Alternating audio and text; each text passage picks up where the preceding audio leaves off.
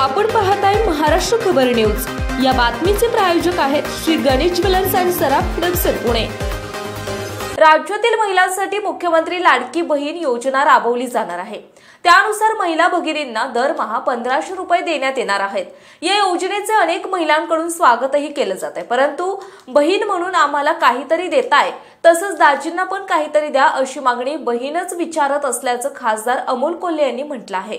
अमोल कोल्हे म्हणाले की राज्य सरकारने लाडकी बहीण योजना आणून महिला भगिनींना महिन्याला 1500 रुपये देण्याची घोषणा केली, ही चांगली बाब आहे। परंतु त्याच बहिणीचं म्हणणे असेल, लाडकी बहीण म्हणून जेवढे देतात तेवढं दाजींना शेतमालाला भाव द्या, दुधाला भाव द्या। पुढे ते म्हणाले, ताई आणि दाजींच्या मुलांच्या शिक्षणासाठी सवलत द्यावी, शैक्षणिक वस्तू खरेदीत सवलत द्या, आरोग्य विभागात ताईसह दाजींना सवलत द्या, अशा लाडक्या बहिणींच्या मागण्यात मांडत अमोल कोल्हे यांनी राज्य सरकारला खोचक टोला लगावला।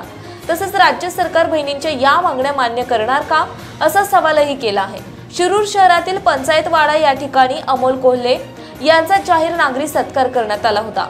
याच दरम्यान ते बोलत होते। मात्र या योजनेवरून राज्यभरात राज्याच्या राजकारणात अनेक दावे प्रतिदावे केले जात आहेत। आपण पाहताय महाराष्ट्र खबर न्यूज। या बातमीचे प्रायोजक आहेत Shri Ganesh jewellers and Saraf production Pune.